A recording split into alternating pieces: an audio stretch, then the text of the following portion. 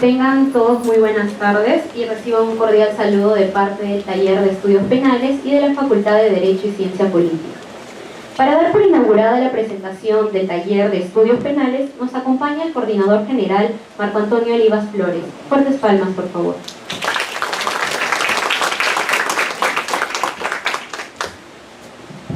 Buenos días.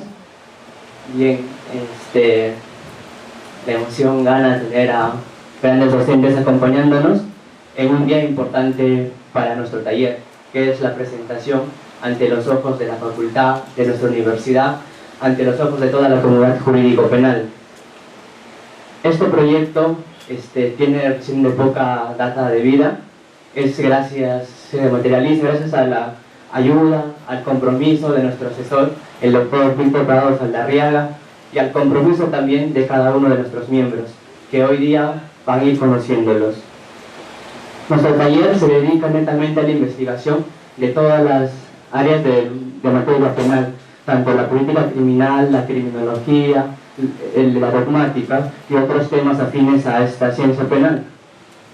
Nuestro taller se dedica a la investigación, como les digo, y no solamente a ello, sino que a confraternidad con cada uno de nuestros estudiantes y poder ayudarlos en lo mucho o en lo poco que se pueda aportar en ellos.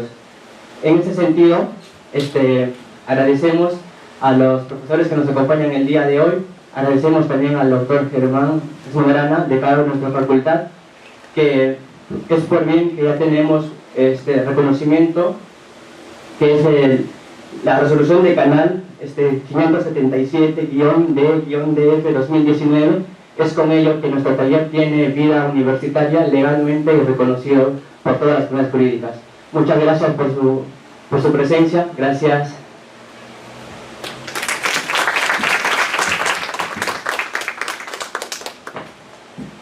Invitamos ahora al doctor Víctor Prado Saldarriaga, quien es el catedrático asesor del Taller de Estudios Penales, para dar las palabras inaugurales a la Conferencia Magistral Internacional. Fuertes palmas, por favor.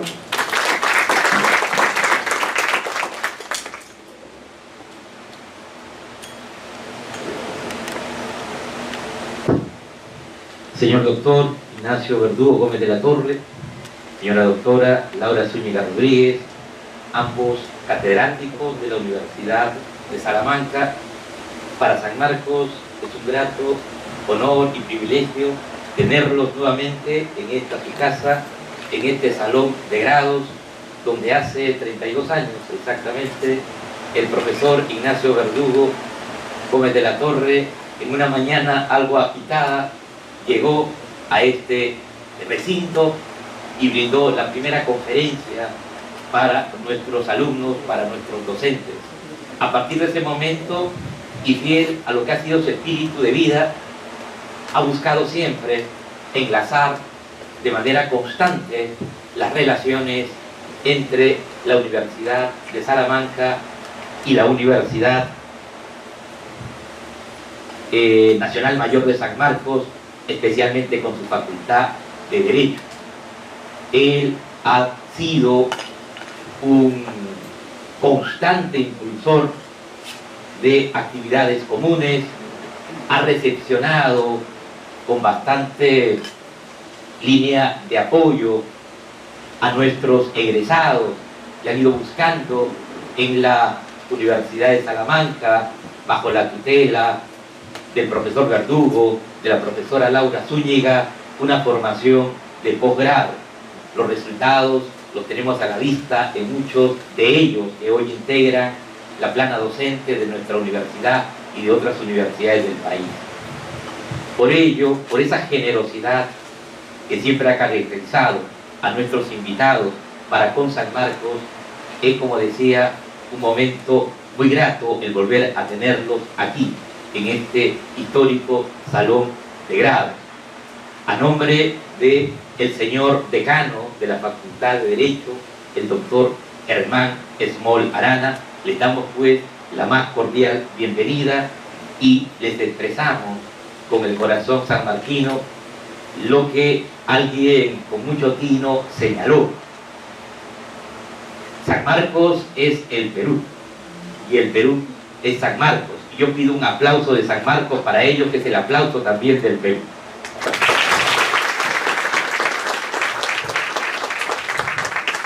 Y la ocasión es muy propicia, ya que se pone en marcha este proyecto de un taller de Derecho Penal, taller de estudios penales, que un grupo de estudiantes, rememorando lo que su servidor hizo casi ya 40 años atrás o más,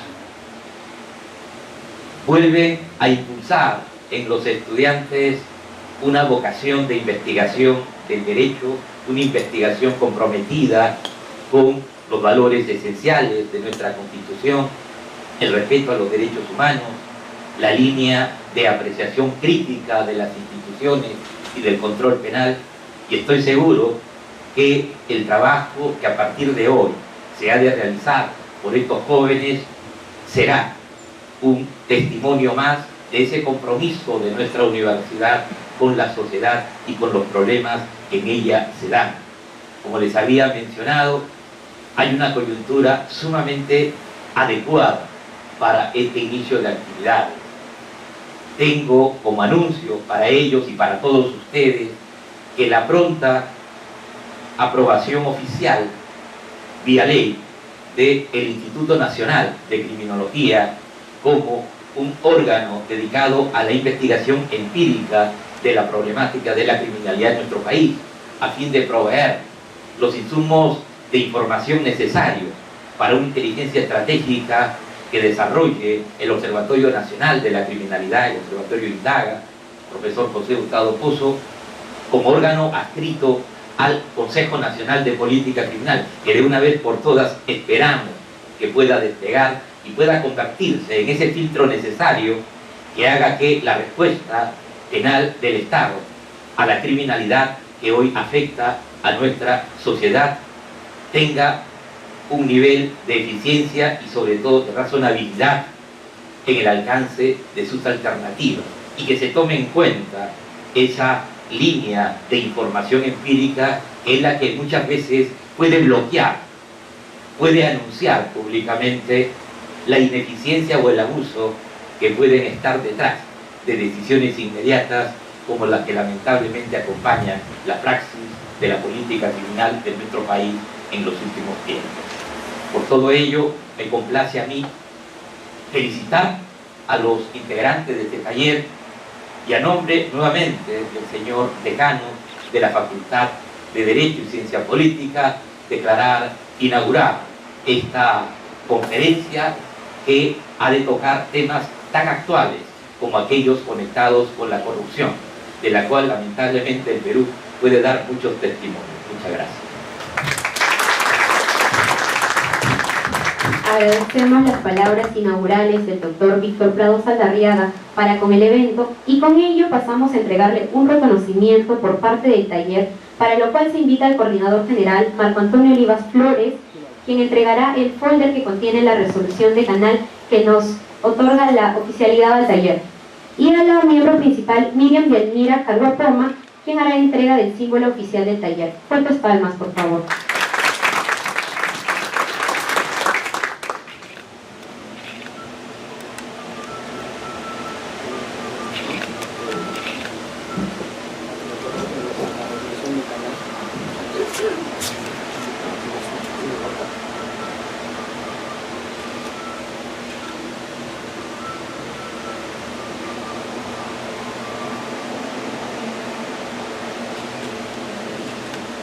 Fuertes palmas, por favor.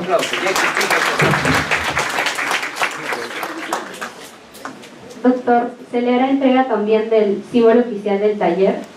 Sí, creo que los invitados son los doctores que están a mi costado, no su servidor.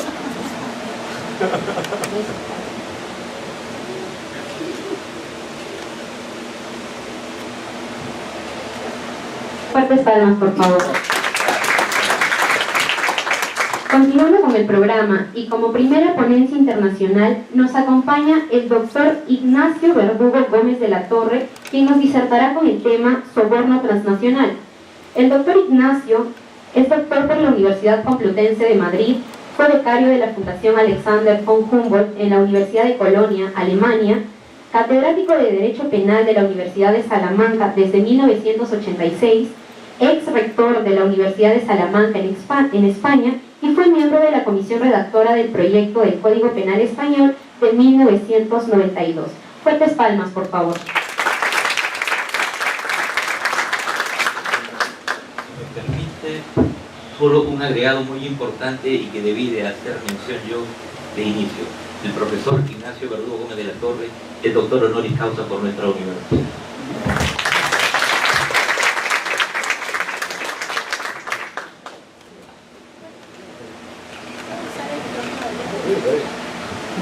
Quiero predicar desde ahí, ¿verdad? Pero...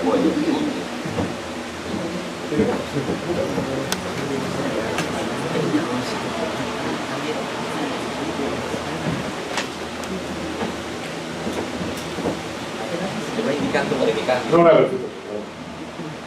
Víctor, muchísimas gracias y gracias a todos por su presencia hoy aquí. Para mí tiene un especial significado venir a San Marcos. Yo creo que para cualquier español lo tiene venir a Perú. Es decir, en otra ocasión yo decía que siempre la referencia a Perú históricamente en España es la referencia a un lugar deseado. Hay expresiones en el lenguaje coloquial que a veces se va perdiendo que hacen referencia a Perú en positivo. Y esto es Jauja, un lugar ideal. Y eso España, la generación de mis padres lo utilizaba. O eso vale un Perú, algo que vale mucho. También otra de la distancia, ¿no? La distancia que hoy se ve está tan lejos como Lima, ¿no? Tan lejos como Lima, pero estamos en Lima.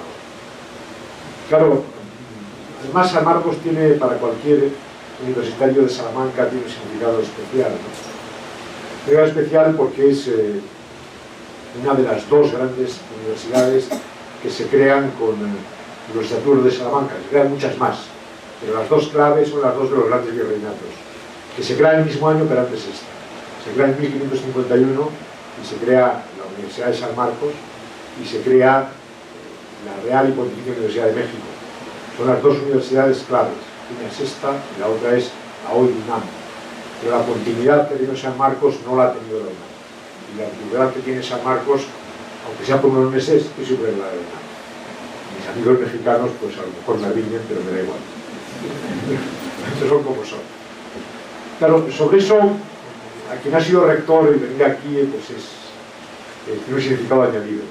Y venir además a este salón, que Víctor lo ha mencionado hace demasiado tiempo, tantos años, pero, cuando yo era un joven y alocado catedrático de Salamanca, que viene por primera vez aquí a Perú y que pierde el avión, no por mi culpa, sino porque Air Perú, que se llamaba así, quiero recordar, suspende el viaje que tenía en el Cuzco y me lo comunican a las 9 de la mañana, creo que tenía el avión para venir aquí y a llegar para poder hablarles a las 12. Y después de peripecias, que es mejor no recordar, consigo un billete mediante subasta en un avión que venía de la selva, parece ser, de la Amazonía, y llegó con 2 horas de retraso. Y estaba todo el mundo esperando. Y en aquello marcó de alguna forma muy positivamente. ¿Por qué? Porque indicó algo que es importante.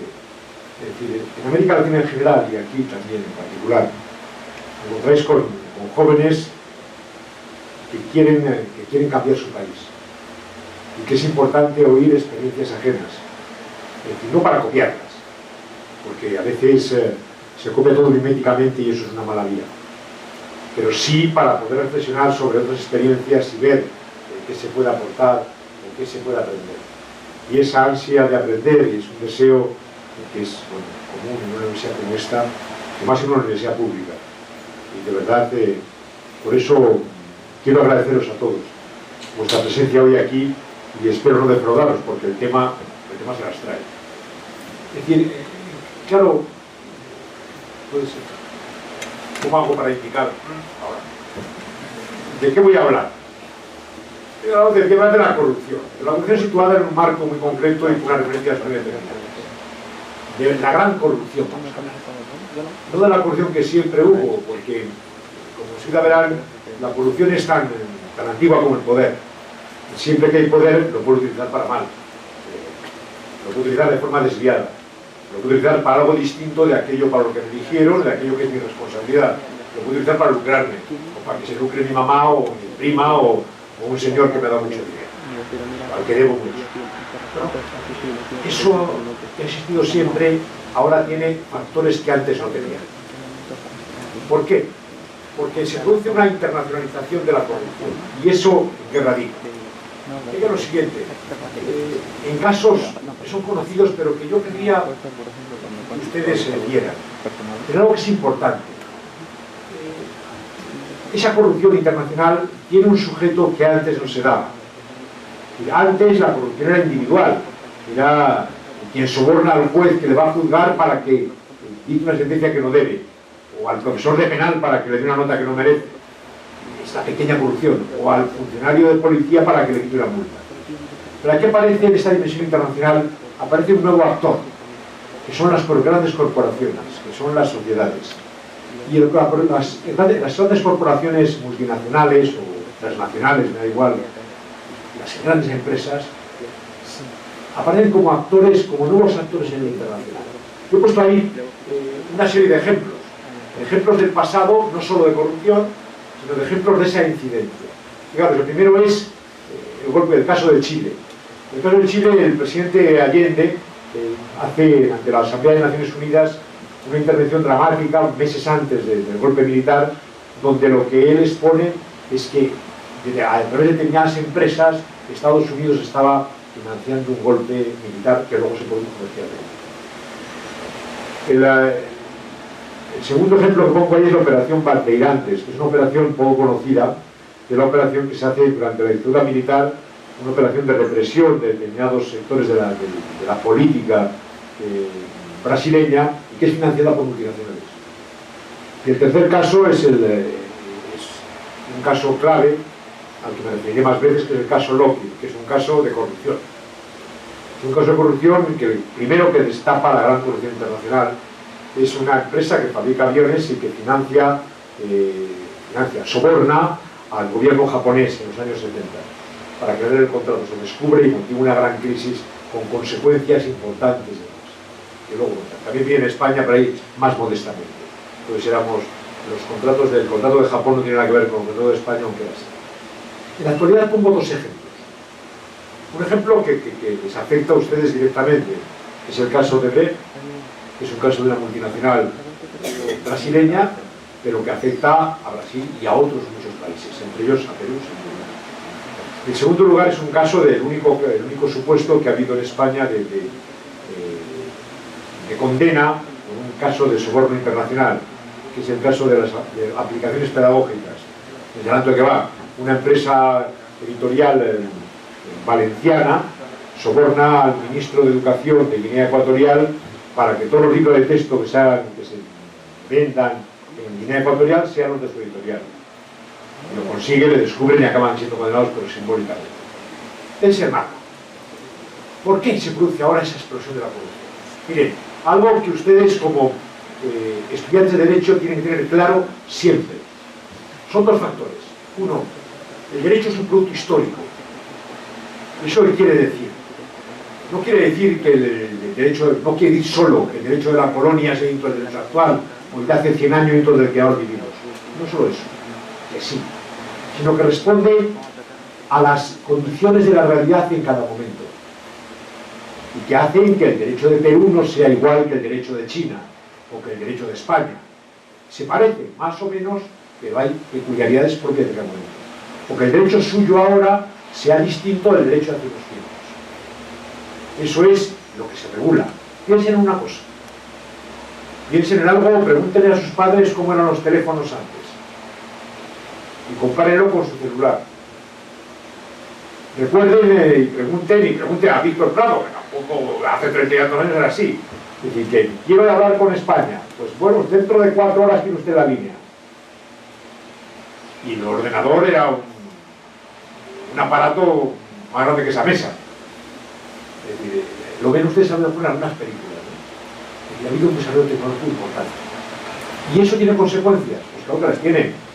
Miren, por no hablar de penal, ¿Cómo se compraba antes? Pues se compraba como compran ustedes en la cafetería de aquí, de la facultad, o en la tienda que hay debajo de su casa.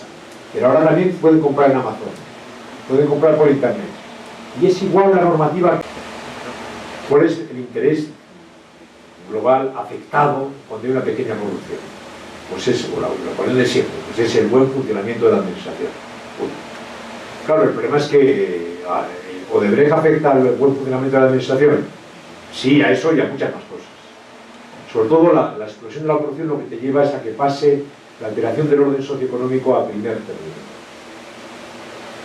Sí, ¿afecta al funcionamiento de la administración? Sin duda, pero la prioridad es el orden socioeconómico.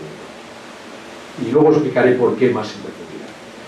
Pero claro, eso te lleva a que la corrupción en el momento actual tenga nuevos sujetos y nuevos comportamientos.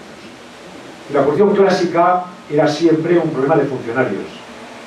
Yo soy funcionario, él también, ella también.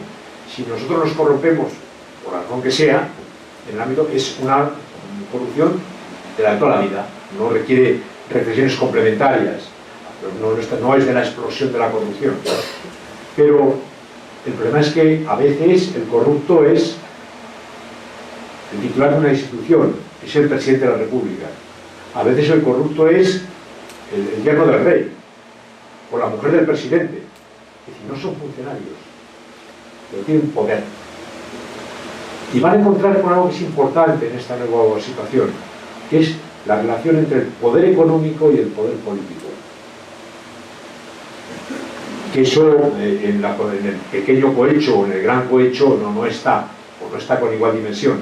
En esa relación clientelar que he hablado, el poder económico corrompe al poder político, o está relacionado con él.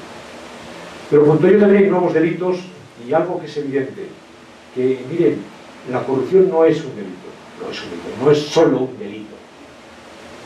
No hay el delito de corrupción, hay delitos de corrupción. O sea, lo que hace referencia es a un dato, si queréis, criminológico. Hay delitos de corrupción que tienen un montón de manifestaciones. Pero además hay otro factor, que la nueva realidad requiere que aparezcan nuevos delitos. Uno, al que voy a referirme más, que es el soborno internacional, sin duda. Pero no solo, también la corrupción privada, por algo que afecta al bien jurídico anterior. Si el titular de una empresa corrompe a un ejecutivo de otra para que tenga una decisión que le favorezca a él y perjudique a su empresa originaria, ahí no hay funcionarios, ahí es entre privados, y lo que se afecta es a la economía de mercado, afecta a la pieza clave de la economía de mercado, que es la competencia, porque está viciándose la moneda de ese momento. Pero además lo que ocurre es que la corrupción, la gran corrupción, lo que implica muchas veces es una cadena de delitos conexos entre sí. Es decir, yo hago un acto de corrupción, para hacerlo he constituido una sociedad fantasma. Aparte de eso, he hecho una falsedad documental y finalmente lo que he llevado a cabo es una operación de lavado de capitales en 3 países distintos. Agítese y eso es la palabra corrupción. Claro, es que requiere una nueva política criminal. ¿Por qué? Por algo que es elemental. Es decir, realmente la evolución de la sociedad, pues he empezado contando con lo del producto histórico, requiere nuevas herramientas para nuevas realidades. Si tengo una realidad nueva debido a la evolución tecnológica, a la internacionalización, etcétera, etcétera, no puedo pretender abordarlo con herramientas de construir el siglo XIX. Cuando no había ni revolución tecnológica, ni estaba internacionalizada la economía o se reposaban otros principios. Luego tengo que revisar esa política criminal. Y además, fijaros, hay otro factor añadido, que es, estamos hablando de una criminalidad de cuello blanco. Yo en algún texto he dicho por ahí que esta gran delincuencia no es ya criminalidad de cuello blanco, sino de super blanco. Es decir, y no es un anuncio de un detergente, sino que se refiere a algo que es clave, a que no son ya personas de clases pudientes, es que es el poder máximo, es el presidente de la República, es el yerno del rey, es el presidente de una gran multinacional, es el superpoder. Yo decía que era la criptocracia, era el poder de los ladrones, ¿no? Es así, es el gobierno de los ladrones. Hay que tener en cuenta, y seguro que saldrá luego, los medios que utilizamos frente a la criminalidad organizada. Y es una plasmación del riesgo global. En síntesis, es el nuevo derecho penal. Es decir, en los años 80 del pasado siglo se comienza a hablar de que existe un nuevo derecho penal, vinculado a la evolución del modelo de Estado, a un montón de factores, a los nuevos bienes jurídicos y todas estas cosas. Pero la pregunta siempre es si debo utilizar las viejas herramientas o debo renovar cuestiones, y algo mencionaremos. Bueno, ahí tenéis, ustedes saben que después de la Segunda Guerra Mundial se empiezan a elaborar los llamados delitos internacionales. Y normalmente se vinculan normalmente a delitos que afectan a lo que técnicamente llamamos jus cogens, a valores que están por encima de la propia humanidad de alguna manera. Y el juicio de Nuremberg recuerda sobre esos delitos que son pues, los crímenes de guerra, los crímenes de lesa humanidad, el genocidio, etc. Bueno. Pero eso está evolucionando. ¿Y a dónde voy? Claro, ¿cuál es el bien jurídico que creen que se protege en la corrupción internacional, en el soborno transnacional? ¿Qué se protege? Bueno, dirán, pues la competencia. Sí, pero ¿qué competencia? La competencia internacional no es la competencia de un Estado, porque tiene efectos sobre él. Es la que concurran de garantizar el comercio internacional. Que no sea así, yo puedo entender que políticamente puedo estar en contra de una economía de mercado. Pero la realidad que tengo que proteger o que garantizar te lleva ahora a que esa es la realidad internacional que tenemos que vivir. Sobre todo después del año 89 con la caída del muro de Berlín. Entonces, esa realidad te lleva a que haya bienes jurídicos nuevos que a lo mejor te llevan a que el derecho penal económico tenga una dimensión internacional. A que lo que proteja cuando criminalizo el soborno internacional sea justamente una conducta de esta naturaleza que afecta a un bien jurídico distinto. Y estamos ante un derecho internacional. Bueno. Y además, claro, por otro factor, porque lo que es claro, y lo veíamos en el ejemplo inicial, es que las importantes. Lo primero es la Ley de Protección de Prácticas Corruptas estadounidense del año 77. Lo siguiente, una norma del Reino Unido. Se ve que esas dos son normas de derecho interno de alguna manera. Y las otras tres son normas estrictamente de carácter internacional, sobre los convenios internacionales sobre lo que fuera. Les voy a contar un poco de la ley del 77, que es la ley clara. Les he mencionado al principio, si recuerdan, que hay un intento de soborno de la empresa Lockheed al gobierno de Japón, para que el gobierno de Japón comprara aviones de esa marca y era de esa fabricación y era un gran contrato. Que se descubre, tiene que dimitir el gobierno japonés y el gobierno de Estados Unidos reacciona además poniendo en marcha esa ley. Esa ley que lo que establece es que se establece como delito en Estados Unidos la actuación de empresas que sobornen en el extranjero. Luego veremos cómo y qué, pero me importa esa idea. ¿Por qué? ¿Por qué lo hacen? Pues lo hacen a la vez por un problema de imagen. Porque, claro, ustedes son muy jóvenes no lo han vivido, pero yo al menos, por el Prado también. Hemos vivido ese momento donde, de alguna forma, el gran enemigo, el gran malo, era Estados Unidos. ¿Por qué lo era? Porque tiene una pérdida de prestigio internacional importante vinculada a varios factores. Uno, la guerra de Vietnam. Dos, la dimisión forzada del presidente Nixon. Tres, esto, que se podía corromper y había que cambiar la imagen. Eso lleva a un cambio de gobierno importante en Estados Unidos, que es la llegada del presidente Carter, que era demócrata, y supone un cambio total, y el desembarco de la ética, de alguna forma, en manifestación de la política. Había que ganar imagen. Esta vez esta ley. ¿Esta ley qué hace? Es importante. Criminaliza dos tipos de comportamientos y introduce un elemento de extraterritorialidad. Los dos comportamientos son, uno, el que soborna, y dos, el que altera la contabilidad. Explico. ¿Qué quiere decir eso? ¿O por qué eso es así? Lo que establece la normativa es proteger intereses estadounidenses, el mercado de valores estadounidenses, entre las cosas. Y entienden para ello que es importante que pueda aplicarse la ley norteamericana a empresas que coticen en bolsa norteamericana, aunque no sean, su origen no sea estadounidense. De hecho, Odebrecht no es estadounidense, pero cotiza en la bolsa. O realiza algún tipo de operaciones desde Estados Unidos, que puede ser hasta una llamada telefónica o un pago. Si se da eso, quedan dentro del ámbito de aplicación de la ley. O sea, ya no son solo empresas que la matriz esté en Estados Unidos, sino que haya algún tipo de actividad relevante para el mercado en Estados Unidos. Importante. Bueno, ¿qué ocurre? Que eso que es el punto de partida, resulta que en los años 80 del pasado siglo es el momento del hiperliberalismo de Reagan y de Margaret Thatcher, con lo cual la ley se aparca en su aplicación. Pero llega un tercer momento, que es cuando llega el presidente, el cambio de gobierno en los años 90 y empieza otra vez los gobiernos demócratas, plantean que hay que actuar ahí. Se encuentra un problema. ¿El problema cuál es? Es la posición de las empresas norteamericanas, que lo que transmiten al presidente Clinton y a su equipo es, miren, el problema es que estamos en de desigualdad. Nosotros no podemos sobornar y los europeos, los japoneses y los chinos sobornan como leones y no ganamos un contrato.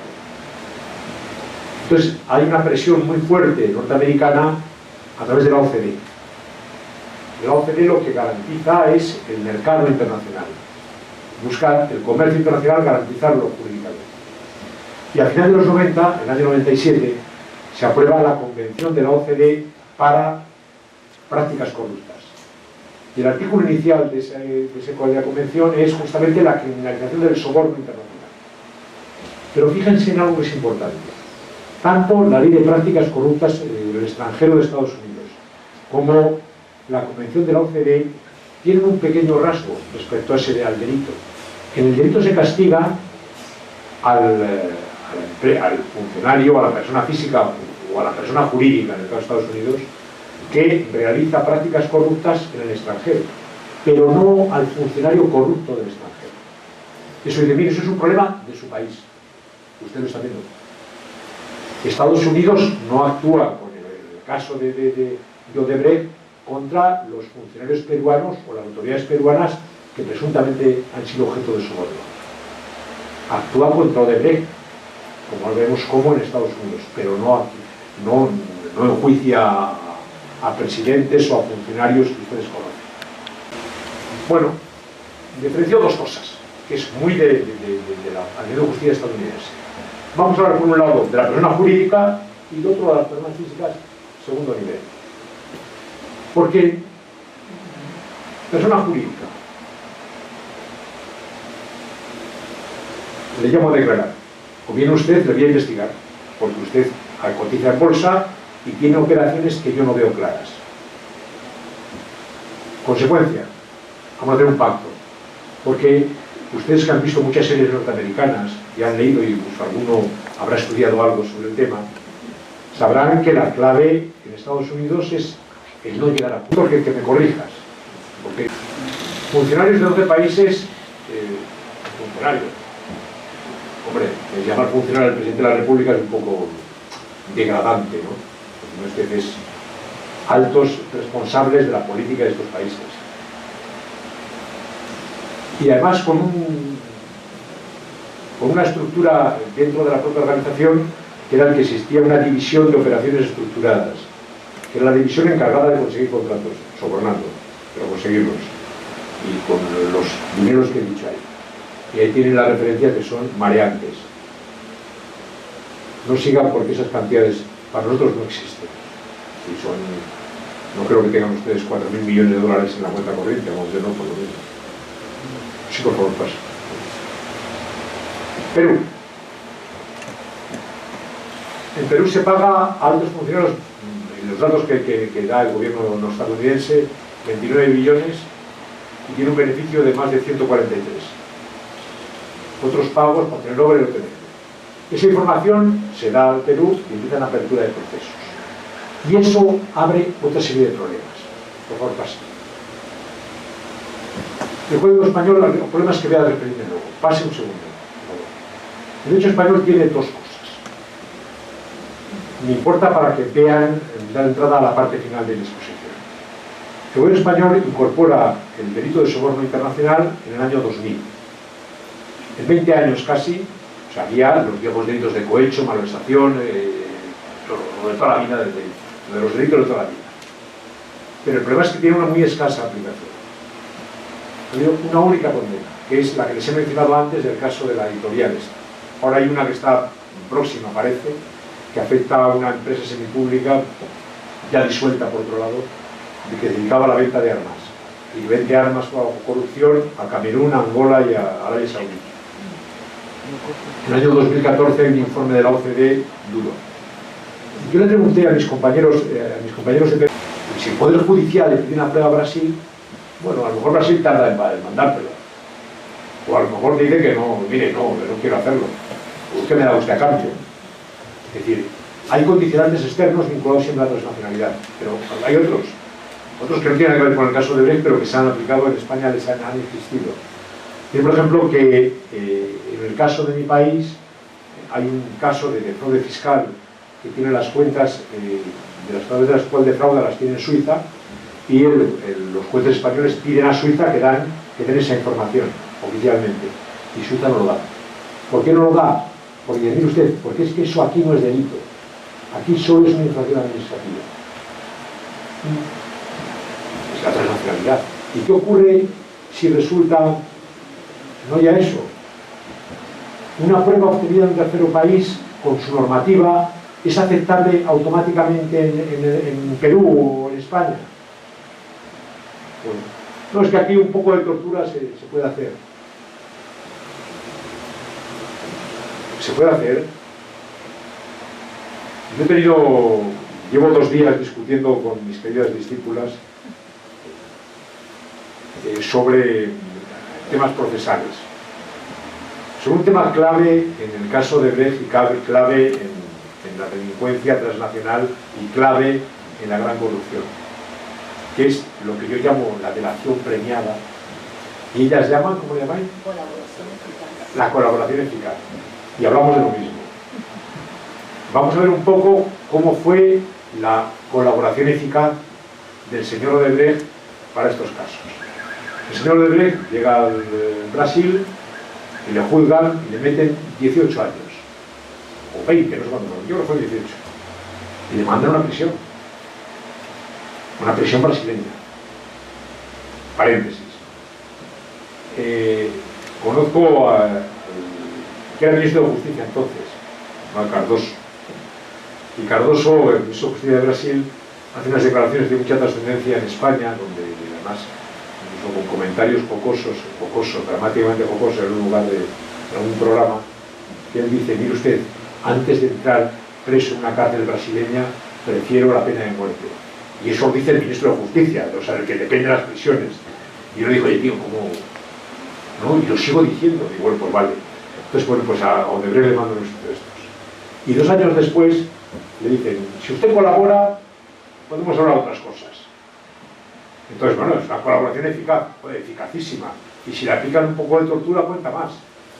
Es decir, el problema es ¿hasta dónde puedo llegar? ¿Cómo puedo flexibilizar o no las garantías?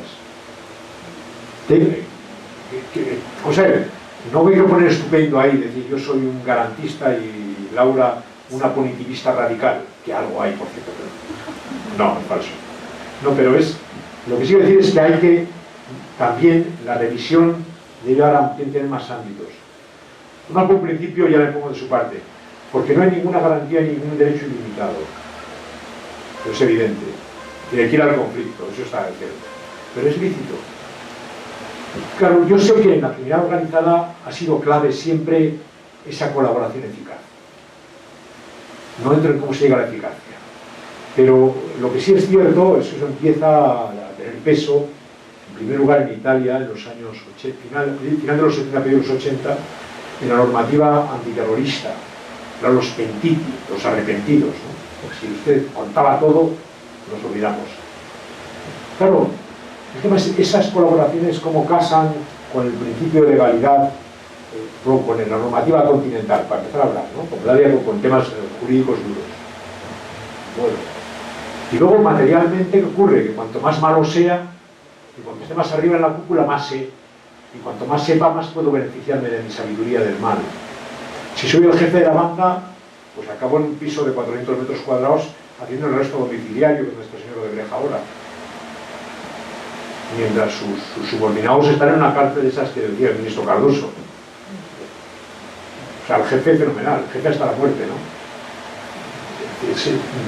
Tengo mis dudas, lo siento.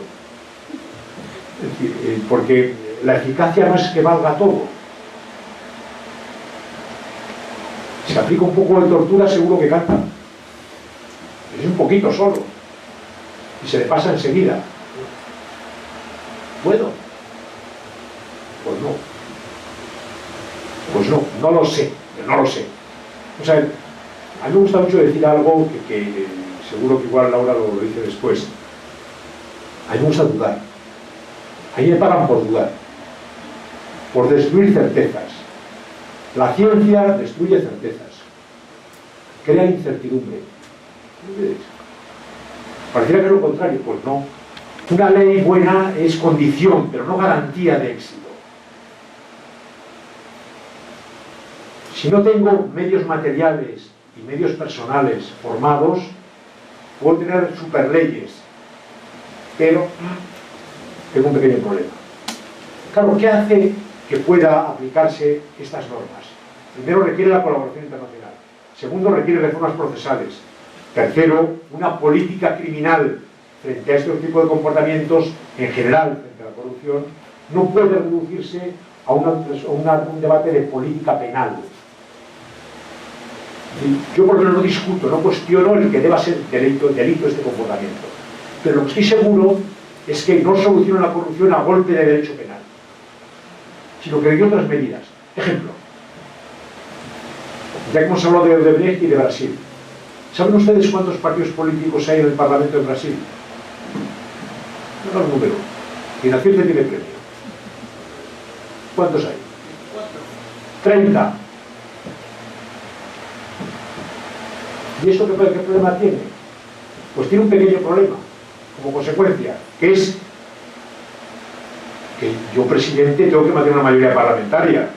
Y es que, claro, no, hay 4 partidos grandes, a lo mejor son 4 o 5 grandes, pero hay luego 24 pequeños o 26 pequeños. Pequeños tienen 2 diputados, a lo mejor, o 1. Pues les paso el primer escándalo de corrupción el mensalado, la mensualidad. Eso bueno.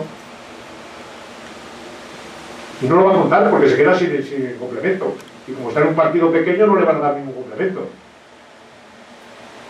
Pero amigo, es que crea una legislación que lo favorece. Si tengo una mala norma de contratación de contratación pública, ¿qué ocurre?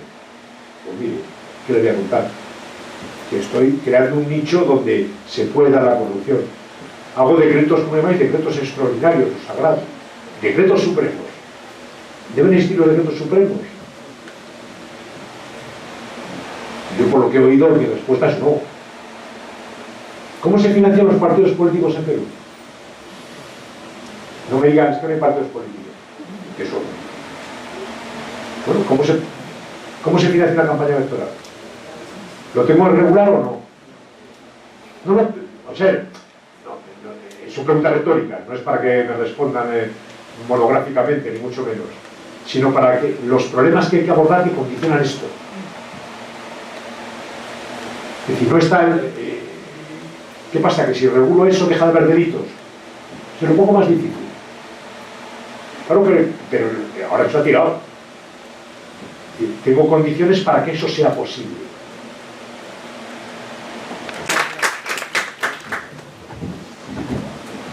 Agradecemos la ponencia del doctor Ignacio Verdugo Gómez de la Torre e invitamos al miembro principal Isabel Pulido, quien le hará entrega de un reconocimiento en agradecimiento por su ponencia, y al miembro principal Brian Rondón.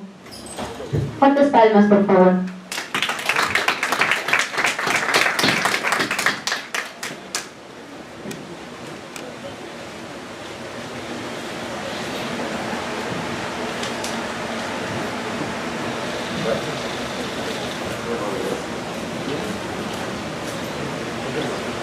Continuando con la conferencia magistral internacional, nos acompaña como segunda ponente la doctora Laura Zúñiga Rodríguez, quien nos disertará con el tema Modelos de política criminal contra la corrupción. La doctora Laura es doctora por la Universidad de Salamanca, catedrática de Derecho Penal en la misma universidad, autora de diversos artículos publicados en España, Perú, Colombia y Costa Rica, y trabajó durante los años 1982 al 85 en el Ministerio Público de Perú y como secretaria letrada de la Fiscalía Suprema Penal en 1989. Fuertes palmas, por favor. Muy buenos días. En primer lugar, es muy grato para mí estar en San Marcos. Como ha dicho el profesor Víctor Prado, San Marcos es el Perú, es el alma del Perú y por tanto el alma universitaria del Perú, ¿no? Yo que me dedico a la universidad, pues llegar aquí es llegar al corazón universitario del Perú y la verdad que siempre es bastante satisfactorio ver ese feedback, ese interés que suele existir en esta universidad. Felicito al taller, felicito al profesor Víctor Prado que está trabajando con ustedes y por tanto pues es muy grato estar aquí. Bueno, voy a hacer un cambio de improvisación, de actuación, en el sentido de que tenía unas diapositivas demasiado largas y como yo soy garante del tiempo del profesor Verdugo, que no se da cuenta que tiene que irse hoy por la tarde y tiene el avión y hay que todavía hacer varias cosas, pues voy a centrar mi intervención, también inspirada en lo que hemos estado discutiendo en los últimos tiempos, en una improvisación de ideas fuerza, digamos, que es lo que quisiera plantear simplemente. Modelos de intervención para la criminalidad, de la corrupción, cómo hacer para afrontar una gran delincuencia corrupta que tiene en las manos el poder. Tiene en las manos el poder económico, tiene en las manos el poder político y si puede, coopta, se infiltra en el poder judicial, en la fiscalía y hace todo lo posible para buscar la impunidad. Este es el gran problema, ¿verdad? Y este es el problema que hemos tenido ahora con el caso de Brecht, o con los audios que ha destapado que un señor que está en la Corte Suprema dominaba o podía dominar todas los tejes, las redes del poder, establecer quién está en cada sitio, si se nombra o no se nombra. Fíjense ustedes, si esto es así, el Estado de Derecho se acaba. O del derecho casi penal del enemigo, donde relativizamos todas las garantías. Pues el justo medio. A mí me parece que hay que plantear, como decía Fiandaca, y aquí yo paso esta reflexión que ellos han hecho respecto a la criminalidad organizada, que también es una forma muy similar de amenaza hacia el poder del Estado. Ellos decían, vamos a hablar de una tercera vía. Ni una garantía máxima, porque es irreal porque no es que queramos flexibilizar las garantías, es que queremos plantear nuevos instrumentos para una nueva forma de criminalidad. Esto es simplemente, si la criminalidad es distinta, pues obviamente el derecho, las herramientas tienen que ser distintos, ¿no? Como decíamos ayer, decía mi compañera, mientras la criminalidad va en jet, pues los aparatos del Estado y la ley van en caballo, ¿no? Y esto no puede ser, porque nos estamos jugando el Estado de Derecho, nos estamos jugando nuestras sociedades, nos estamos jugando realmente el futuro de nuestras generaciones. ¿Qué hacer? Pues esta tercera vía, tampoco un derecho penal del enemigo, tampoco podemos hablar de un derecho penal de emergencia relativizando y flexibilizando todas las garantías. Esto tampoco es posible, pero sí es posible buscar un justo medio, como decía Aristóteles, ¿no? Es decir, un punto intermedio de equilibrio entre pues, las garantías que conocemos y un derecho que sea capaz, no digo eficaz porque suena eso, digamos, muy eficientista, pero sí capaz de hacer frente. Y lo está haciendo el Perú, lo está haciendo, es lo que quiero llamar la atención. Agradecemos la ponencia de la doctora Laura Zúñiga e invitamos al miembro principal, Diego Girón Díaz, quien le hará entrega de un reconocimiento por su ponencia. Fuertes palmas, por favor.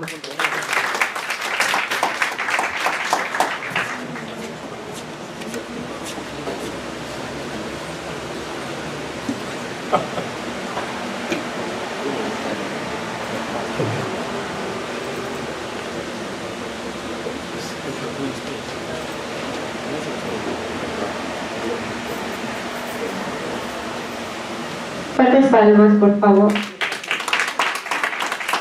Como tercera y última ponencia, nos acompaña el doctor Víctor Prado Saldarriaga, quien nos disertará con el tema Corrupción y personas políticamente expuestas, políticas, medidas de prevención y control en el Perú.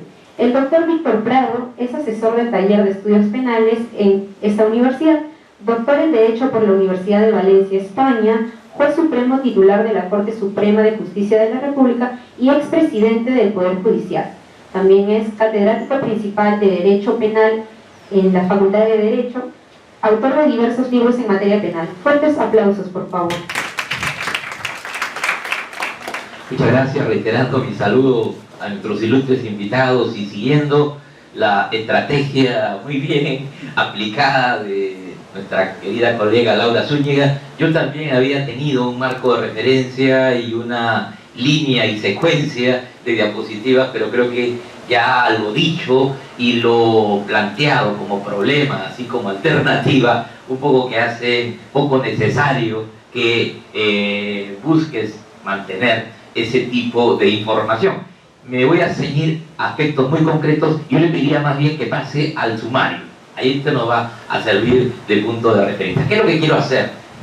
Luego de escuchar las conferencias de nuestros antecesores en línea de un marco de visión general de la corrupción, de las estrategias internacionales, de las posibilidades de nuevos caminos, de nuevas rutas que deben de ensayarse frente a este problema. Yo quiero hablar de los actores. Quiero hablar de manera que podamos construirnos un perfil criminológico muy apretado, eso sí, de quiénes son estos que activan o resultan implicados de manera directa o indirecta en esta gran corrupción de sistema que recorre infortunadamente Latinoamérica y que se ha hecho sensible en nuestro país. Y también de lo que se ha hecho de cara a recepcionar todas esas influencias, todos esos distintos estándares que se han ido configurando desde los organismos internacionales, la OCDE, las Naciones Unidas, en el caso de nuestro país, el MECICIC, o esto es el Mecanismo de Evaluación y Seguimiento de la Convención Interamericana contra la Corrupción, donde paradójicamente el último representante peruano fue el célebre Hinotrosa Pariachi, ¿no? Creo que eso nos va dando cuenta de cómo andamos. Pues bien, efectivamente el problema gira en torno a estas personas expuestas políticamente.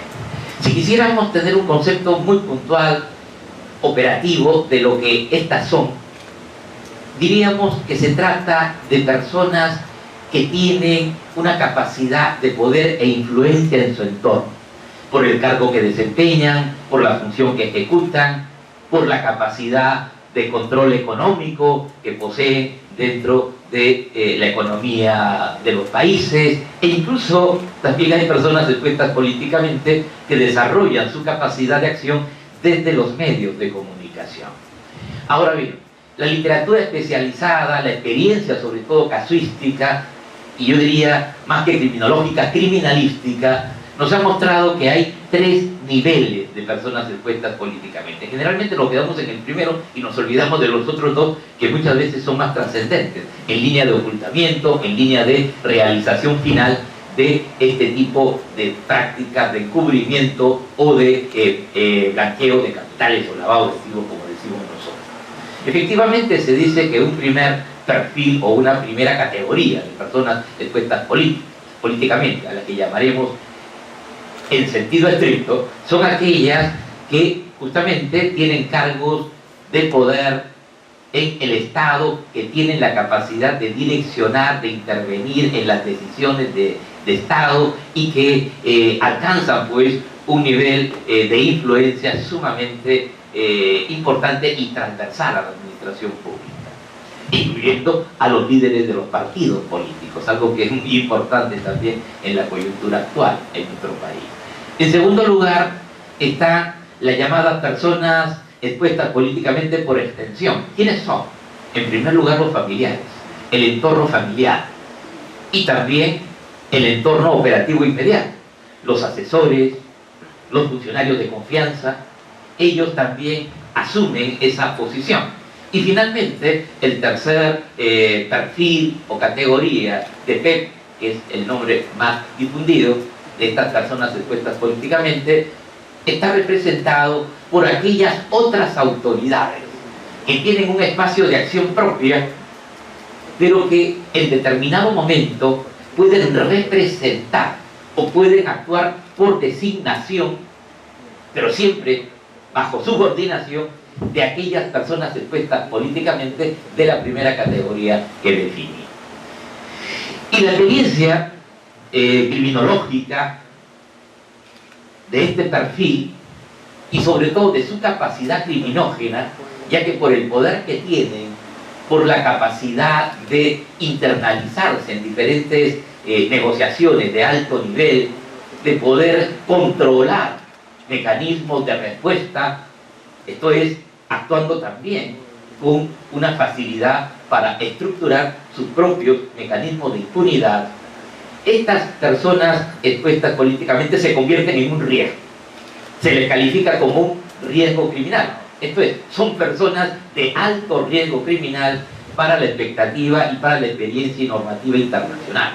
De allí que organismos trascendentes para nosotros, como el Grupo de Acción Financiera Internacional, el GAFI, a través de sus 40 recomendaciones, concretamente la recomendación número 12, se mencionó la Convención de las Naciones Unidas contra la Corrupción, la Convención de Mérida, cuyo artículo 52, están dedicados esencialmente a promover que los Estados miembros actúen construyendo barreras y sistemas de supervisión sobre las personas expuestas políticamente.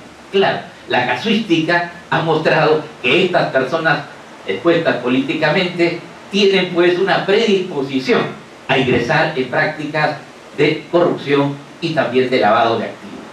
Entonces se recomienda que ellas sean objeto de un control directo más reforzado, más continuo, más amplio sobre sus operaciones económicas, financieras, sobre sus mejoras y riqueza emergente. Es decir, hay que tenerlas muy vigiladas, decíamos en términos concretos.